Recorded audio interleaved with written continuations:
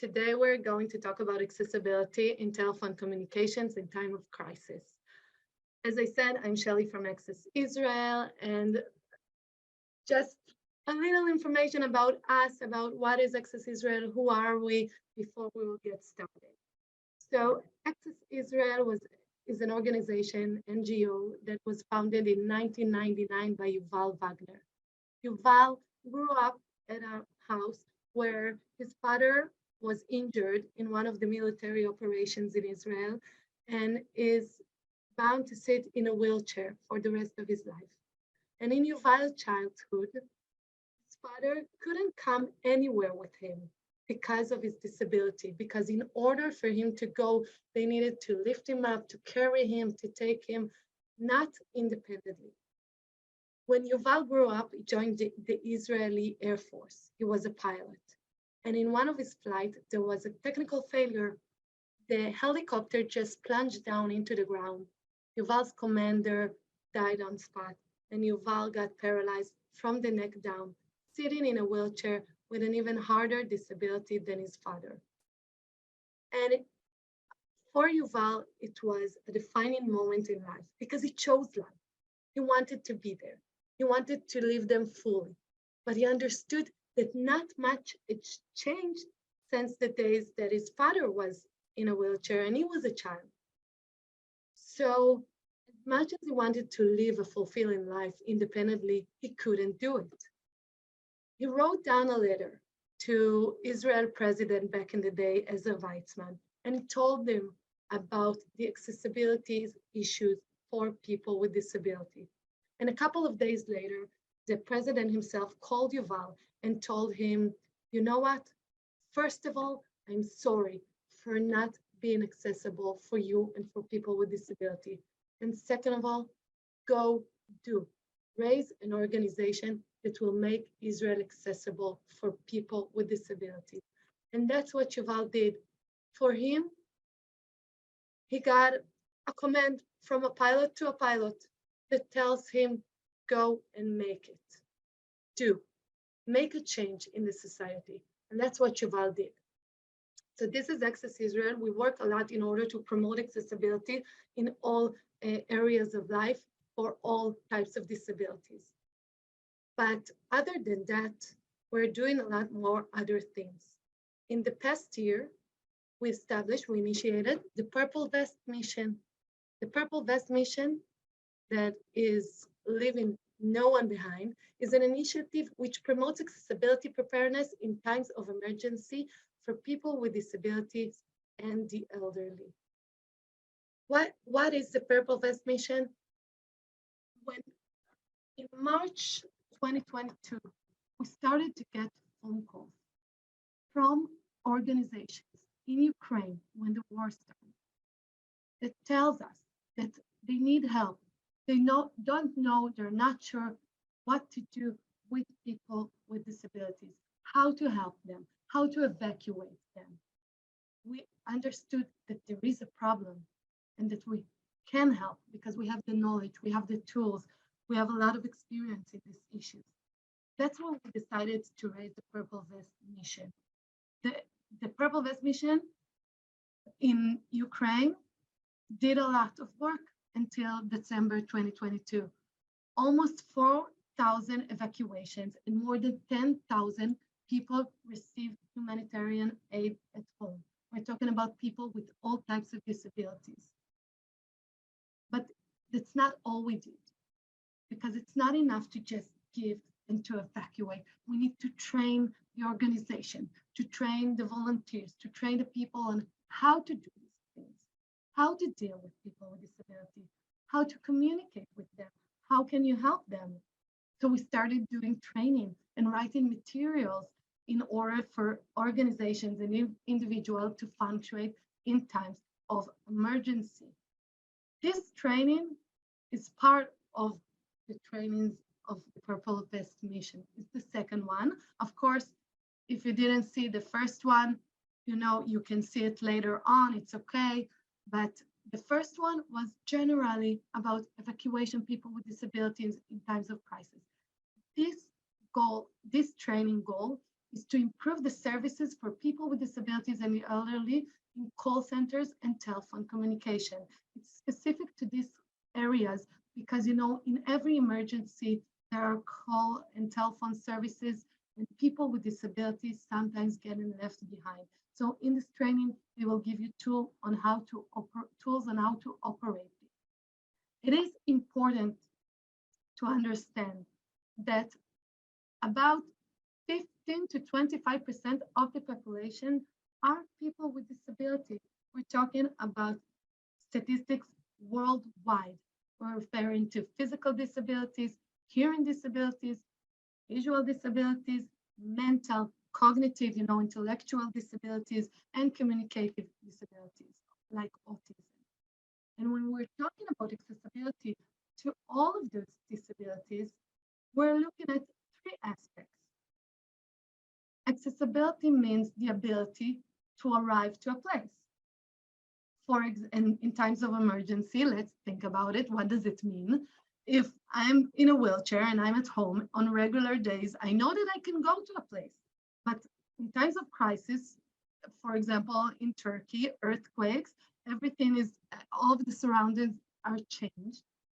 What am I doing? How can I make sure that I can go to the places that I used to go? So one thing is to be able to arrive a place. The other thing is to receive services that are provided to all. How can we make sure that everyone gets the same services? I will give you another example. During COVID, there was a lot of information regarding the situation, what to do if you got infected, where to go, how much time do you need to stay at home, how can you buy groceries, how can you take care of medicine, take care of others, take care of food. And a friend of mine who has a cognitive disability told me, I really don't know what to do. I see all of this information and I don't know how to handle it. I don't know what is right, what is wrong, what am I supposed to do, and what is a recommendation. So services that we provide in times of emergency also must be accessible. And of course, the facilities. If, for example, we're evacuating people to some kind of a special tent, can everybody use the facilities there? Can everybody use the beds? Can everybody use the water coolers or every other facility that there is over there? And when we're talking about accessibility, we're talking about do it safely and as equals and with respect. We don't want to live with a situation where people with disability feels like they can't be independent, like we need to carry them, we need to do for them. They lived most of them, or a lot of them, lived independently before. They didn't need someone to take care of them then. So in times of crisis, we need to maintain this situation. Now, there are a lot of telephone services in times of emergency. We use telephone communication to give information, to give notice of evacuation or steps that you need to take, to locate a person, in COVID, it was inquiries, to alert people, to give them information and reassurance through emergency hotline, consulting people. There are a lot of telephone services that are being used in times of emergency. Now, I want to ask you guys, who do you think, or what disabilities do you think need accessibility in a phone call? What type of disabilities? You can write to me on chat. And if you're writing in Ukraine, then Katerina will translate it.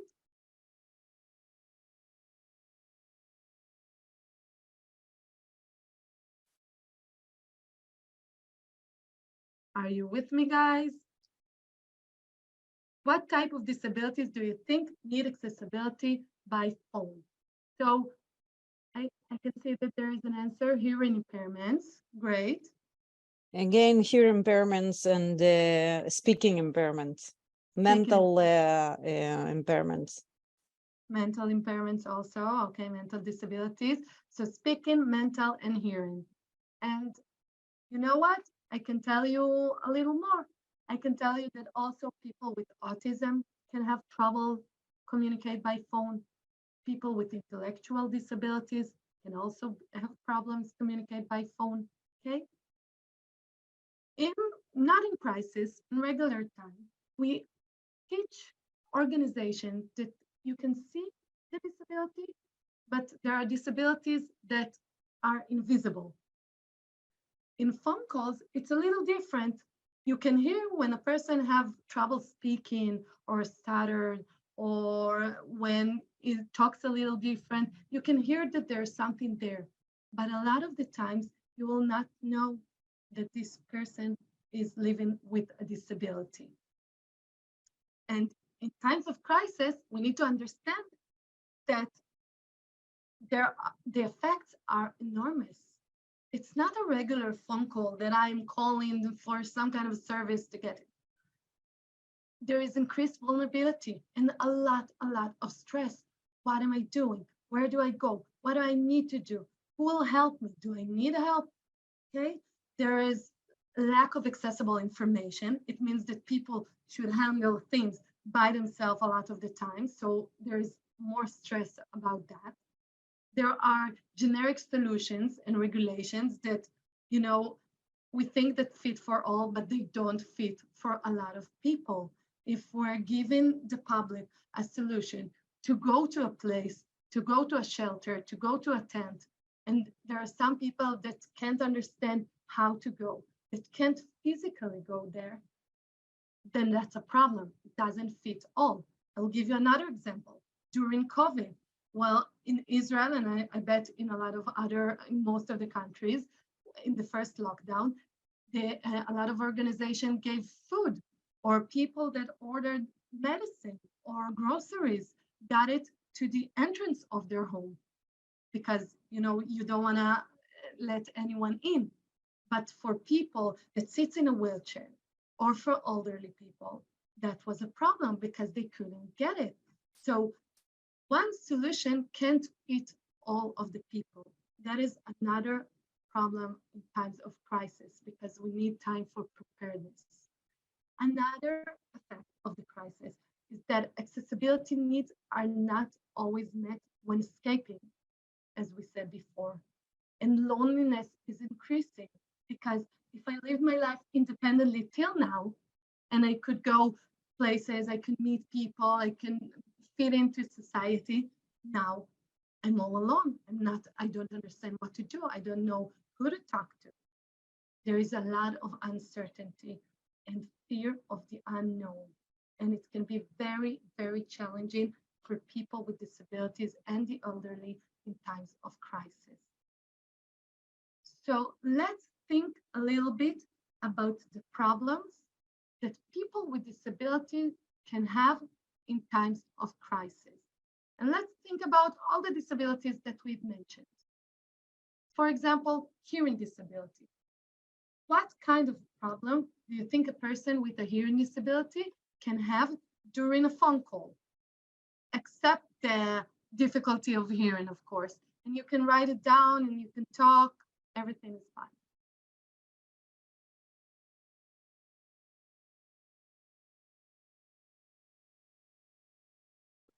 Can I just, hello. Hello. First of all, thank you for your webinar, for the things you are doing, for your concern about people with disabilities, and for understanding this problem as, I mean, communication barrier. I'd like to clarify, when you say hearing disability, do you mean people who just partly lost of hearing, or people who uses sign language?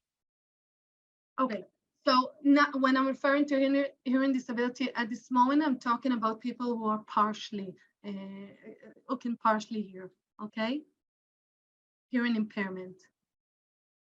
Okay, thank you. Just because I asked because I represent the NGO here also. We established in work in Ukraine, and we're concerned about people with hearing impairments, but exactly the people who use sign language. Yeah. So we will That's talk why about we alternatives. have some experience and understanding of their exact problem in trying to reach via the phone to anybody at all. Yeah. But that's So a separate topic. we will talk about both of these disabilities. Well, when I'm talking about hearing disabilities and hearing impairment, I'm referring to difficulty of hearing, difficulty of understanding and responding to instructions. Background noises that in times of crisis, there can be a lot of background noises, a lot of hassle from the surrounding, from the people that are also making these phone calls. There can be a connection that is not good. I can fast speak because, you know, I need to hurry. I have a lot of calls to do. There can be a lot of problems for people with hearing impairment. For people who are deaf, we need alternatives because they can't use the phone at all. I can tell you that during COVID, when there was investigation, epidemiologic investigations, I talked to some of the investigators and they told me, you know what? We're making a phone call because we know that someone got COVID. We want to investigate to see the root of that he did. But a lot of people hang up on us. And I told them, did you try another way to contact them? Because maybe they're not using the phone. And they told me, no, you know, the protocol is we need to call. We can't use text. I'm like, okay, so how do you plan to reach all of this large percentage of the population if you only use by phone? So we'll talk soon about alternatives. So this is about hearing disabilities, but also, you know, mental disabilities can have, people with mental disabilities can have stress, can be suspicious of the person who talks to them. Should I give him the information? Should I talk to him? Lack of motivation for cooperation. You know, people with mental disabilities can be very under stress, very down from a crisis situation, from all the information, for all the things that they are conducted to do. So they might have lack of motivation to cooperate in this type of service. People with intellectual disabilities will have difficult understanding the information and explanation. If I'm telling them, you need to go there, and then you need to do that, and then afterwards talk to that, and go to that step, it can be very hard to understand, and it can be very hard to remember for people with intellectual disabilities.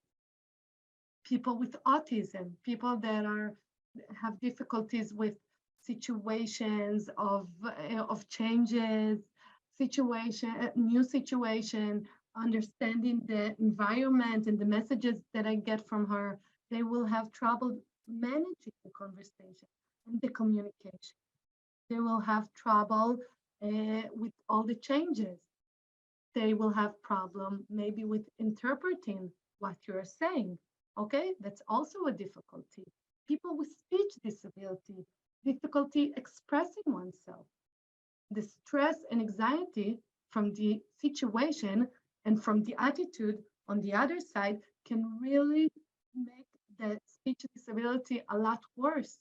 It will be very hard to speak correctly, to speak and to say what I want to say when I'm under stress and anxiety, okay? And elderly, of course. And with elderly, I can tell you, remembering information and ability to reason and sometimes suspiciousness and apprehension, but also all of the things that I mentioned till now can be a difficulty for the elderly because, you know, as we get older, we acquire different types of disability. And so there are a lot of disabilities and struggles that we can have. And I want to show you a little video just to emphasize what it means for a person with hearing disability to be in a surrounding that he needs to listen when there is background noises. But wait a minute, I need to stop share in order for you to get the sound. So just a sec.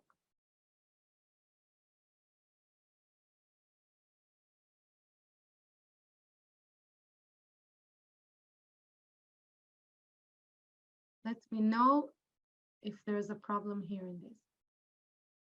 You're supposed to be able to hear something.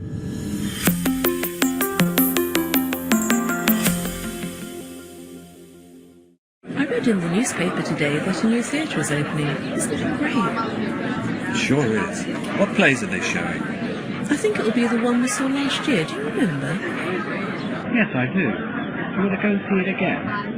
The play is so good, it'll probably be worth it. You're right. It's always interesting to see if they do it a different way. The director is relatively unknown as well. These new directors usually have a different perspective of showing things too. We should see that play. Good. Let's ask some friends. I'll find out who's interested. Okay. I guess we'll have some time to make arrangements, right? The theatre won't open for another 4 months, but I'm sure they'll start selling tickets soon. In that case, we should buy the tickets. They'll sell out fast. Right, let's find it quickly. Profound loss of hearing.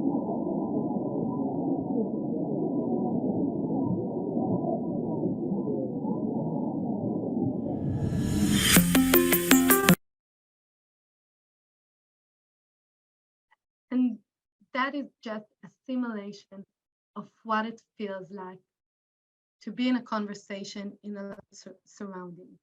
So wait a minute, let me.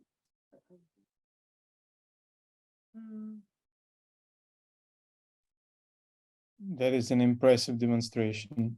Yeah, it is. I think, wait, let me handle this thing. What's going on? Okay.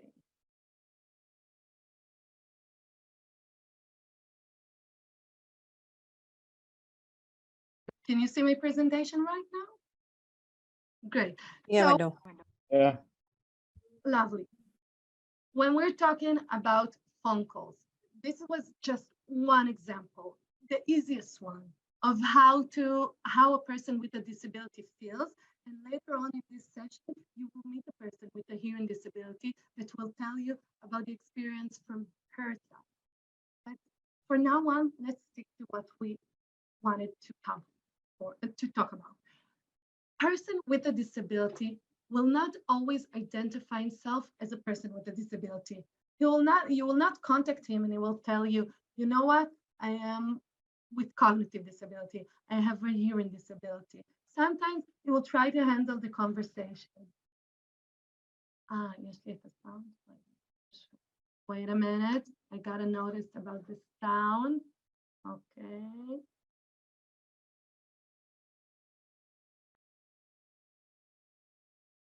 Okay. So how can we recognize, how can we identify the person with a disability or the person that we are talking to? First of all, try to be into the conversation.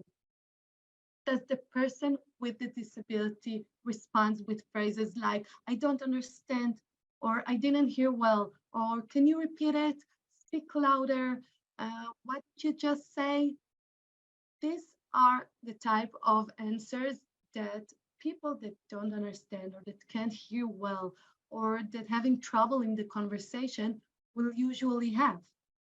Or irrelevant responses that are out of context. You ask for something and they're saying something that is unrelated to the subject. That is also an indicator for the person with us who is struggling, who has difficulty in making this conversation. Now, I could have told you, you know what, guys? So I will give you the tools for how to talk to a person with a hearing disability, how to talk to a person with an intellectual disability, and mental disability, etc., etc. But thinking about it, these tools are relevant for everyone. So in the next part of this session, we will talk about the steps and the guidelines that need to be implemented in call communication in order for you to truly make this phone call accessible. The initial step is firstly to introduce yourself. We're in times of emergency. We don't need to talk about my history, but we need to politely introduce who I am, where am I coming from, to find out if this person needs help, because maybe I have information that I want to give him, but maybe he needs something else. Maybe something else is bothering him right now. We need to understand from the person himself, what is the best way to communicate with him? Not everyone are comfortable with talking on the phone. Not everyone is in a situation where they can do it, communicate by phone. So ask them and find out whether the person is living alone or whether they live with a family or a caregiver, because then if you'll have difficulty, first of all, you will understand this person better. And second of all, you can refer him to it for help. And you will know what the situation that he is at. Okay? So this is just initial steps. But for general guidelines, it is very important to show sensitivity and tolerance and patience in these phone calls. And I'm not just talking about being nice while we're talking to people with disabilities or people at all. I'm not just talking about giving service with a smile. Remember, we're in time of emergency. A lot of people will have a lot of stress during this time. And stress causes maybe the person to ask the same question repeatedly. And maybe he wants more information that you didn't plan on giving him in this phone call, but he wants it, he needs it for his reassurance. So when you're telling him it, and when you're patient, you instill confidence in him, that you're the person that he's supposed to talk to, that you can provide him with answer, that you can calm him down, okay? It is very important, soothing the person that you are talking to. Because if we're just making phone calls in order to give information, we might do a lot more damage than we want to. Another guideline is preparation in advance. Start the conversation with a simplified explanation of the purpose of the conversation. As I said before, a lot of people have difficulties in changing. A lot of people in this crisis have stress. They want to know why you're calling them, what you want to talk about, what information do you want to gather from them. Start at the beginning by saying that. It will make the conversation a lot easier. Of course, talk clearly, not too loud, not too slow or too fast. I have a friend who told me that in one of the phone calls during COVID where they investigated her, she told them, you know what, I'm a little hard of hearing. Please, can you speak a little louder?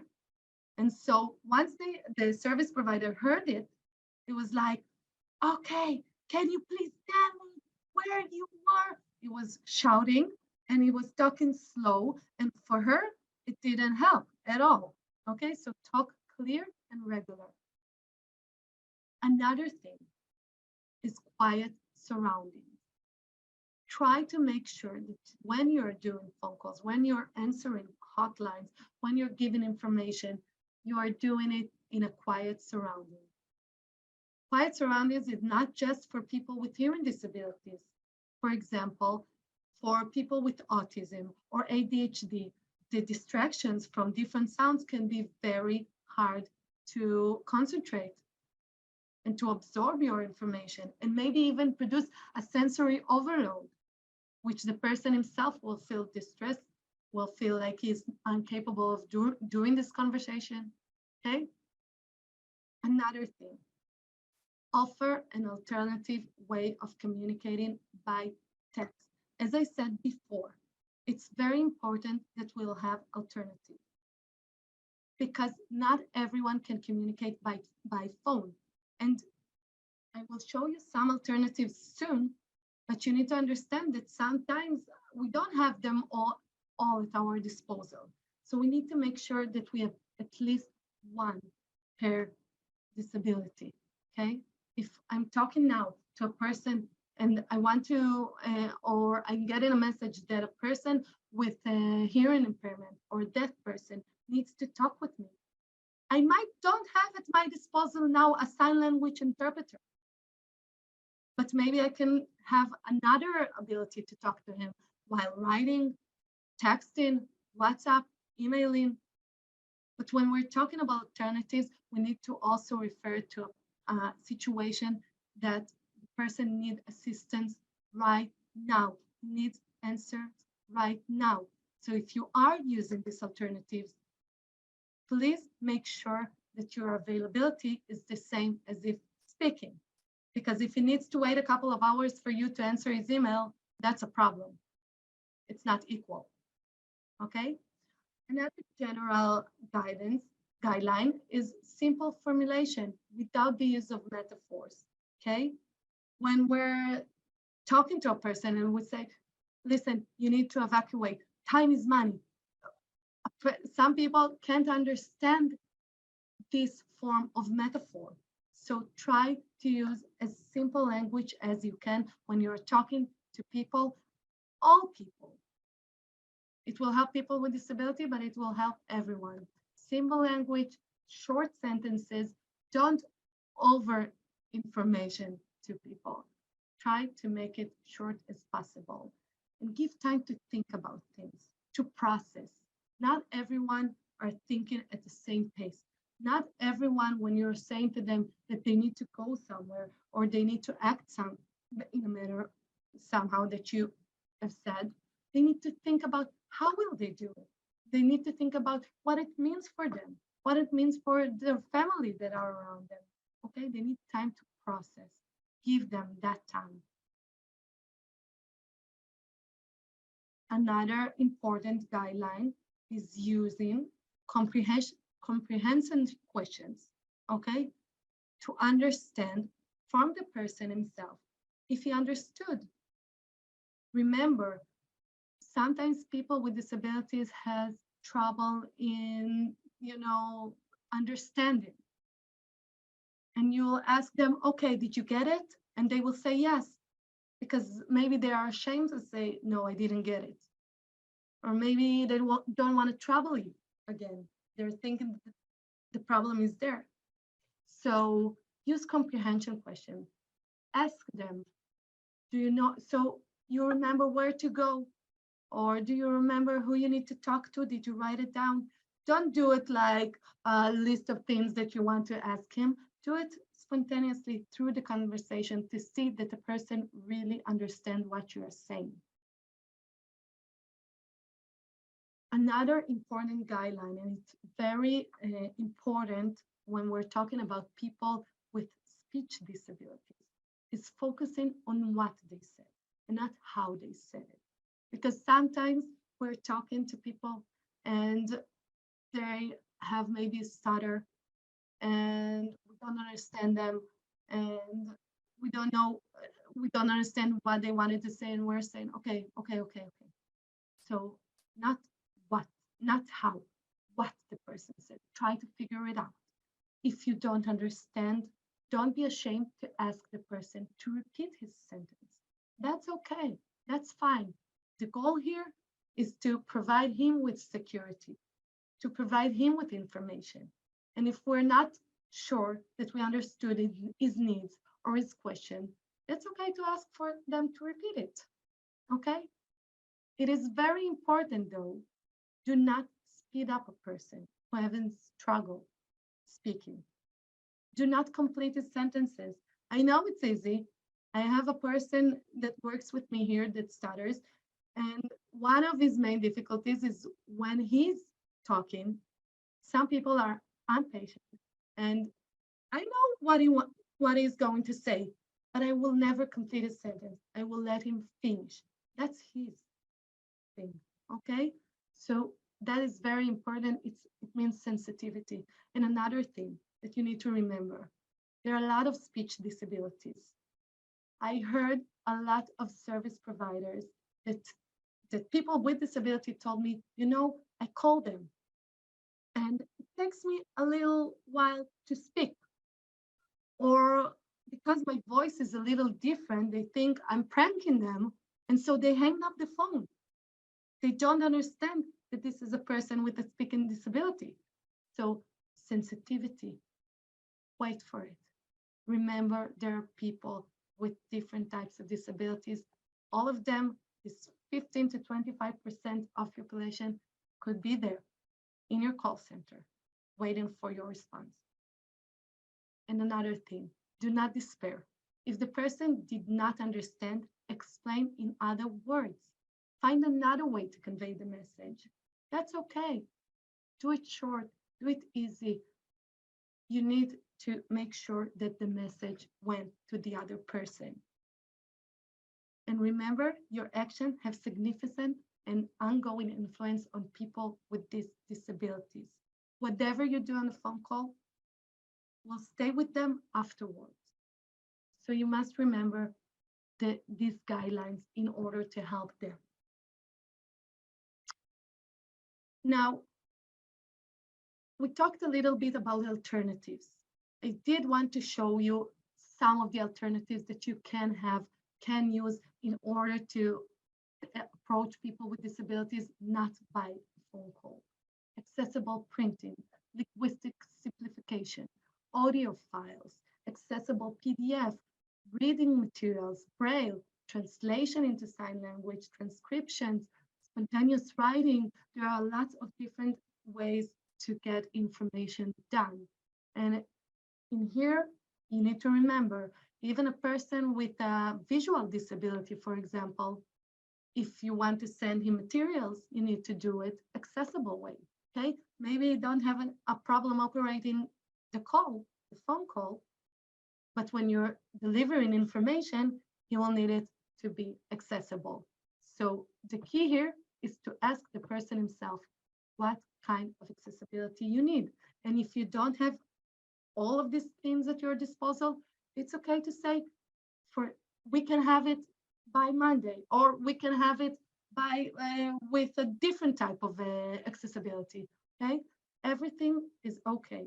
You're at a crisis mode. Nobody expects you guys to have everything on the same spot. You can also contact us and we will help you. Of course, it's part of our mission, but if you don't, please make sure you have at least one alternative way to communicate every disability. So lastly, it is important. Do not discriminate a person with a disability in service due to his disability. This whole training is about making equal services to everyone. It's relevant in regular times. It's even more more relevant in times of emergency. Avoid making assumptions. Being a person with a disability does not mean inability to talk or operate independently. Don't think that just because this person is struggling over phone, he can't talk with you. He can do it independently. And know how to ask. This is the major tool for everyone, every time, for accessibility. Know how to ask the person, do you need help? How can I help you? What do you need? It will help people with disability feel a lot more comfortable with you. So this was the first part of our session. And for the second part, as I told you before, I wanted you guys to not just get guidelines, but to hear from someone that can really talk about her experience in these areas. So with us is Moran. Moran, are you here? Yes. Great. Can you show yourself? You need to pin the other. I'm here from the computer and from the phone because I'm hearing impaired. We're starting.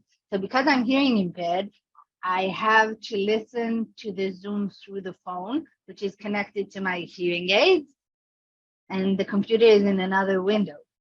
It's very complicated, but otherwise I wouldn't be able to understand you. So you can pin the window but both with videos a video. Are off in both of the. No, but on the computer it is on. At least that's what it tells me. Okay. So let's start talking. Yeah. No, we can. Katerina is here to help with the. Yeah. Okay, so Katerina and I are switching computers for a moment. So here I am. So, like you've heard from, and this is from this, but this is the wrong one. No, it wouldn't work. So, basically, you've heard about it. You've heard the demonstration that Shelly showed you, which is, as far as I could judge, it was pretty realistic. I don't remember having normal hearing. It was a very long time ago. So okay. Let's start with introduction. I'm sorry, I was a little, all the technical troubles are making me a bit confused. My name is Moran, and I work in Access Israel as an accessibility consultant.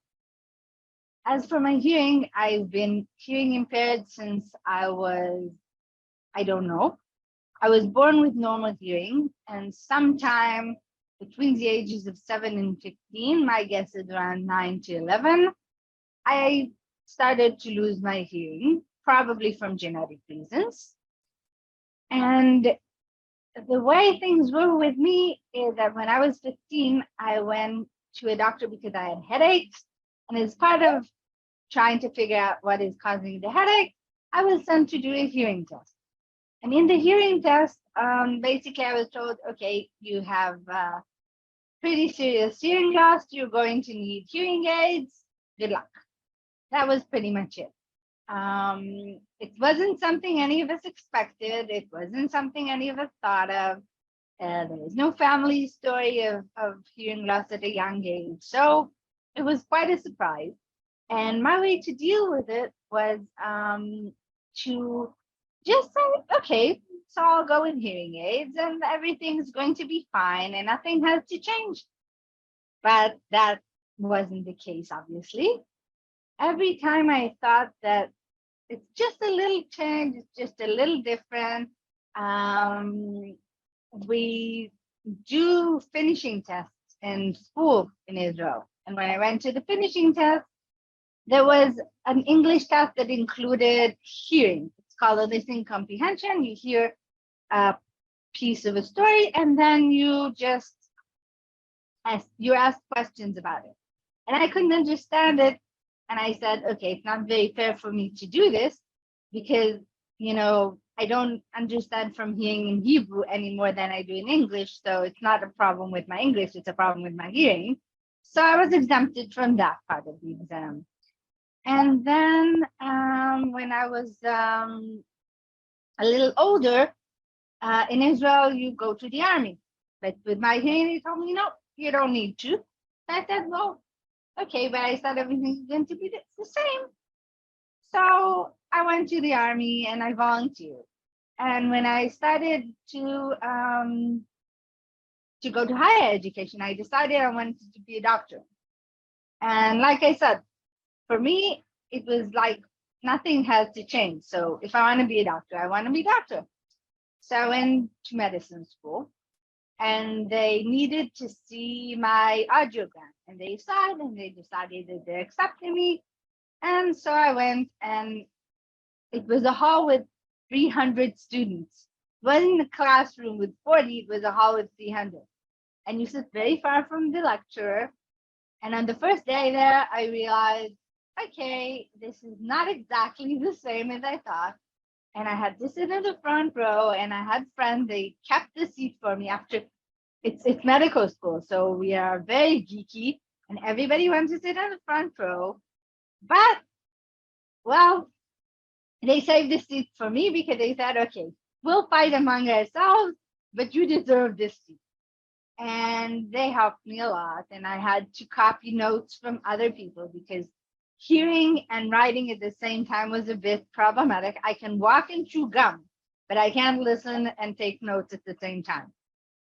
So then after a while, you go to have actual experience in wards and you use a stethoscope.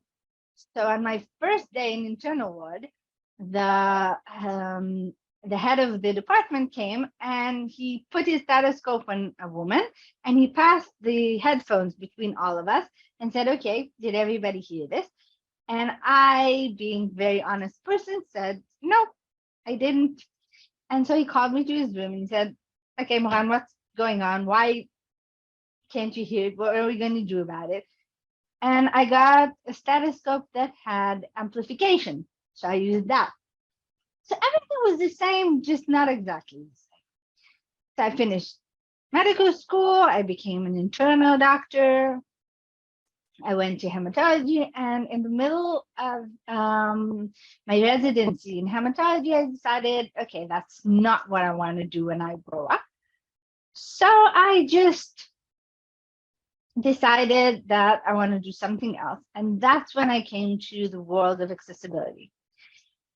And it included learning accessibility as a profession for other people.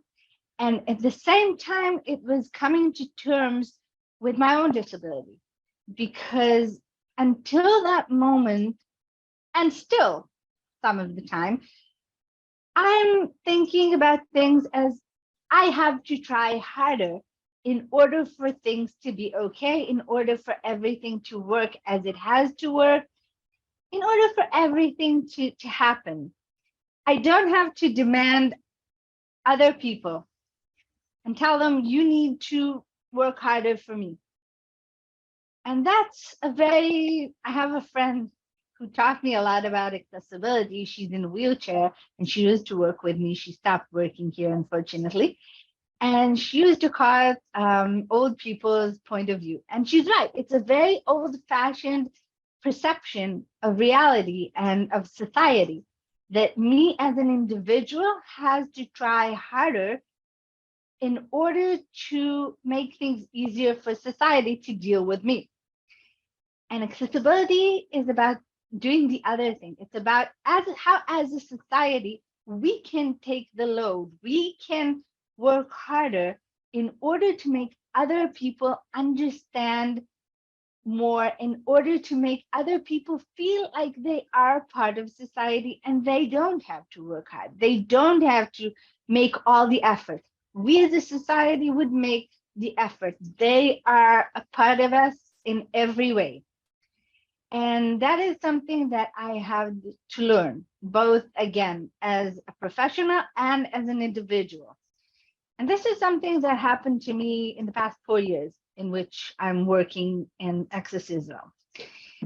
And the reason that Shelly wanted to talk to you today is because I do a lot of things, and I work a lot about this whole thing of call centers, because that's what I used to do. I used to call centers, and it used to be very difficult, and it used to be very problematic. And I can hear fine now, but when I'm tired, it makes it harder. It's less possible for me, because I have to recruit all my resources, my mental resources, my physical resources. It's tiring. A whole day of listening sends me home with a headache in the evening.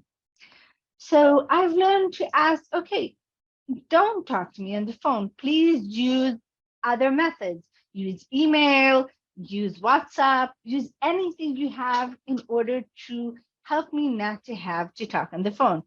And some places have to call me. So I say, okay, but send me a text before you call me. And that way I'll know it is you.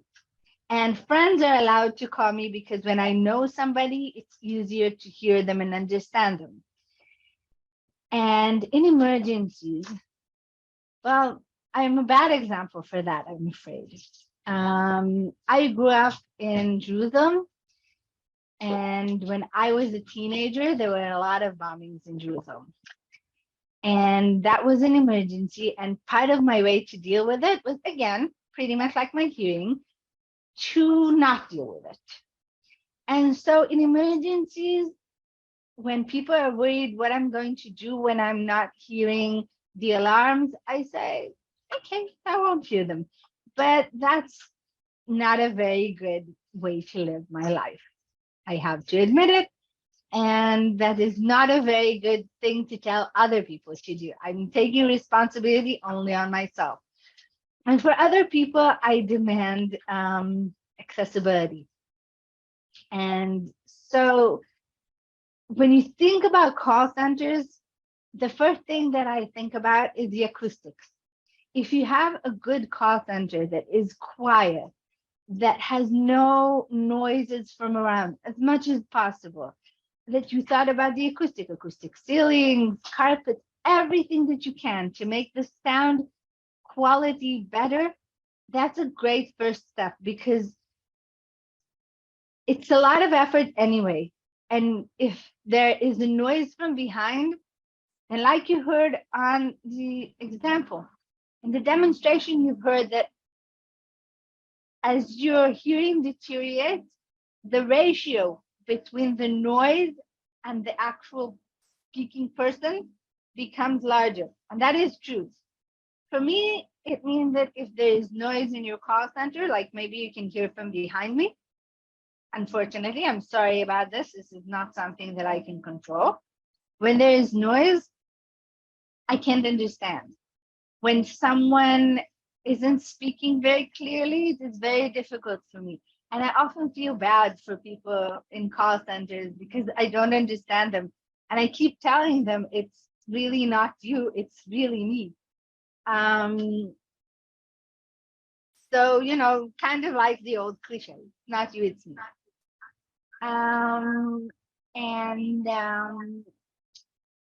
You know, basically, sorry. What I need from people in call centers,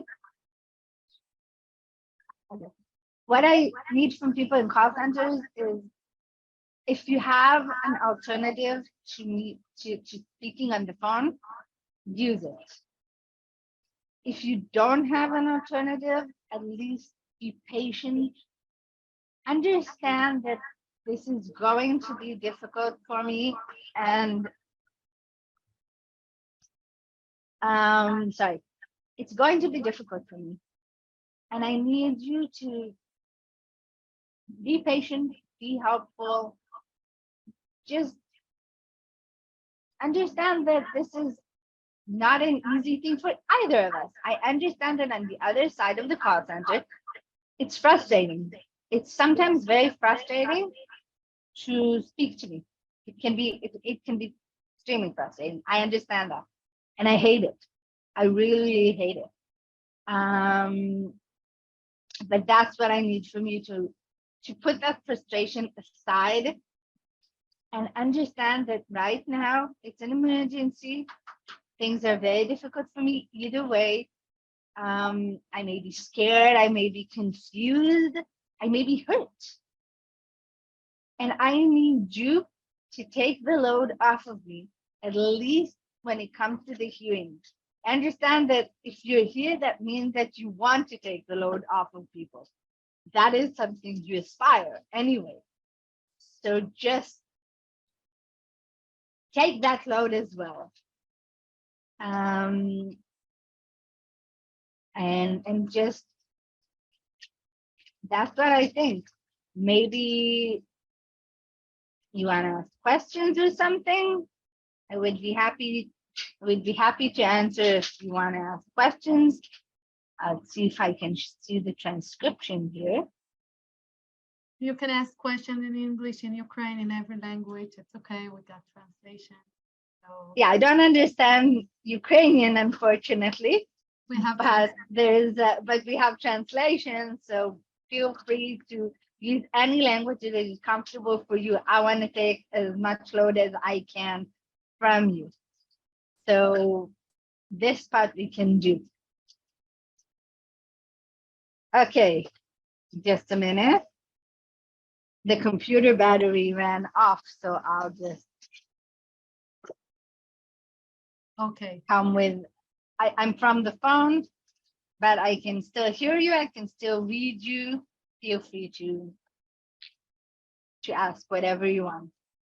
And there are no rude questions. I'm here for you to ask anything that you feel that you want to know, and maybe it's uncomfortable to ask other people.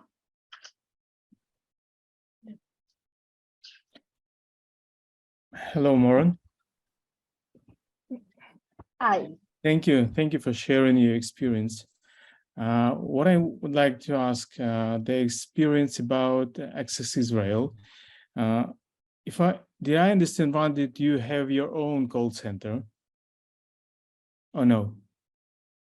Sorry? What? Do you have your own call center? Oh, does Access Israel have a call Yeah. center? Oh no. Did I understand? Oh, No, in Access Israel, we have phones, but we don't have an actual call center, no. mhm. Is in Israel, is there some governments established call centers for such purposes, like to help people with disabilities in emergency situations? Well, we have the police and what we call Magen David Adom, that's ambulances. They have a way to access them through a call center, and they have alternatives. You have written options. If you have an emergency and you need the police or you need an ambulance, yes, you do have that option in Israel. Mhm. I'm not so sure about the fire department, but also usually in if you- times, but also in times of emergencies, there are call center services that are provided to the emergency while it's going. yeah, and they usually pretty fast they find a way to deal with people with disabilities, because in Israel we have legislation that enforces them, and we already have some of the knowledge on how to do this, because during relaxed times you have alternatives. Then when you have to find an alternative during emergency, all the infrastructure already exists, so you can use it during emergencies as well. That's a definite advantage that we have. Mhm. Another questions? No. Okay. So first of all, Moran, thank you for sharing with us your experience as a hard of hearing person. And in this training, we really talked about all types of disabilities. And before we will say goodbye, I want to show you, wait a minute.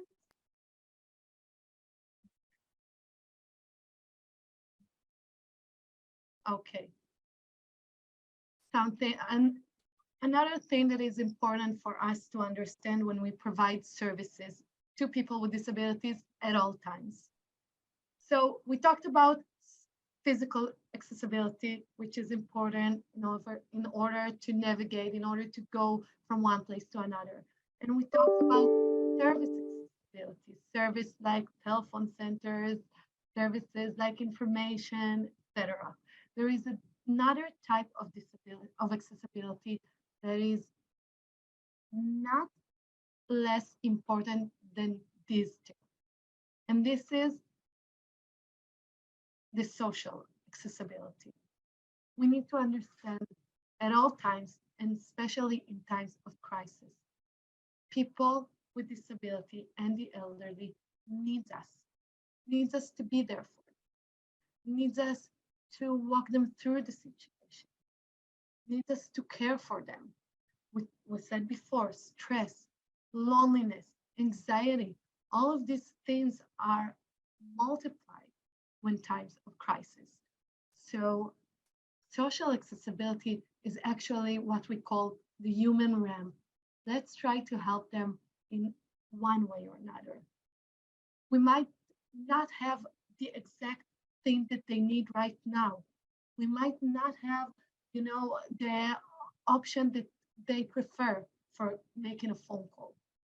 We don't have sign language right now, but we will find a way together to help you. You're important to us. You're equal. That is social accessibility. It's thinking outside of the box on the ways that we can help people with disabilities. And before we leave, just want to say, first of all, thank you. Thank you for coming to here. Thank you for listening to this training about accessible phone services. Purple Vest mission is ongoing. It did not stop at Ukraine because emergencies are happening all the time, all over the world. And preparedness for emergency is really important in order to make people with disabilities include, in order to make them equal. In order to do so, Purple Vest mission have a website. You can see the link down here. You can say, I do. I also want to be a Purple Vester. You can register to the trainings that we publish in our website. You can receive a Purple Vest after you go through the training, because you know what? I'm not sure I said it before. Why purple? Why a vest? We wanted to make sure that people with disabilities in times of crisis know who to go to. Recognize a person that was in a training of accessibility.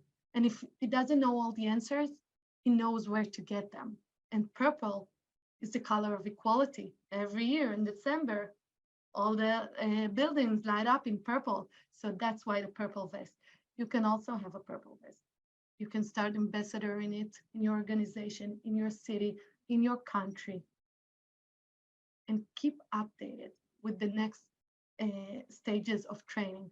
Get information from our website. Ask us what to do. And if you need anything, if you want a special training for your organization, talk to us. We can provide that. The mission here is for all of us.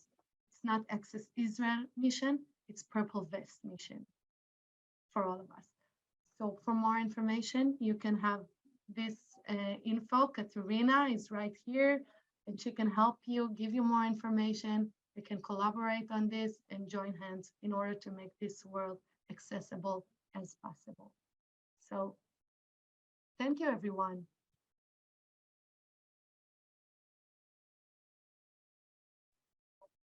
Any other questions? The questions about contacts, how can we contact to Access Israel? Only through the website, email? Yeah. Katerina, that is right here. You can contact us through her email. You can I contact see. us, yeah. You can contact us through Purple Vest Mission website. I sent it right now on chat. And you know, we're right here. This is our mission. We see lots of importance in it, and we're here for you guys.